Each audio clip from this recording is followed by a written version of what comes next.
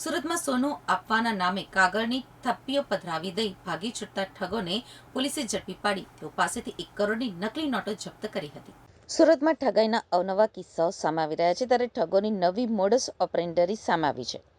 સુરતની સરથાણા પોલીસે 3 ઠગોને ઝડપી પાડ્યા હતા.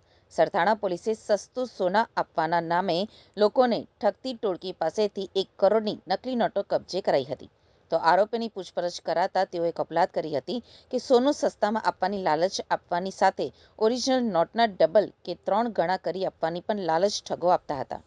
પોલીસે ઠગો પાસેથી પોટેશિયમ પરમેંગનેટના સોલ્યુશન અને અન્ય કેમિકલ્સ પણ કબજે કર્યા હતા. તો આરોપીની પૂછપરછમાં સામે આવ્યું હતું કે તેઓ સામે ઔરંગાબાદમાં અને મહારાષ્ટ્રમાં અન્ય વિસ્તારમાં પણ ચીટિંગના ગુનાઓ નોંધાયા છે.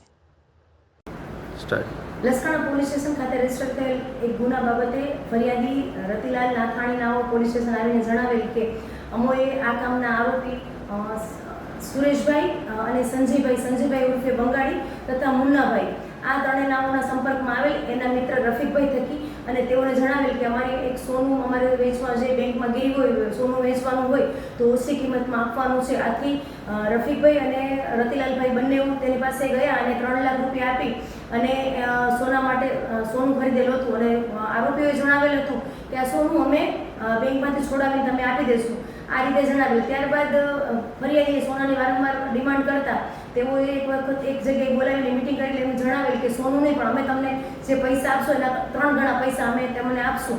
આથી ફરિયાદીએ જણાવેલ કે કઈ રીતે, તો ત્યારે એને થોડા દિવસ પછી જણાવીશું એવું કરતા પરમ દિવસે એ લોકોને એક જગ્યાએ બોલાવી અને ડેમો આપેલો એક પ્રકારનો કે ભાઈ એક કરન્સી છે, કોરા કાગળ છે, કોરા કાગળમાંથી તમે એક કરન્સી આપો જે અસલ કરન્સી, એના ઉપરથી અમે 3 ગણી તમને નોટ બનાવી આપશું. આ રીતે ડેમો આપીને એને જણાવેલ કે જે તમારા પૈસા છે એને 3 ગણા પૈસા અમે તમને કરીને આપશું. આથી ફરિયાદી પોલીસ સ્ટેશન આવીને જણાવેલ કે આવું ગેરકાયદેસર કામ કરવા માંગતો નથી, આ રીતે આ લોકો એક ફેક કરન્સીનું કામ કરે છે, મારી સાથે છેતરપિંડી થઈ છે.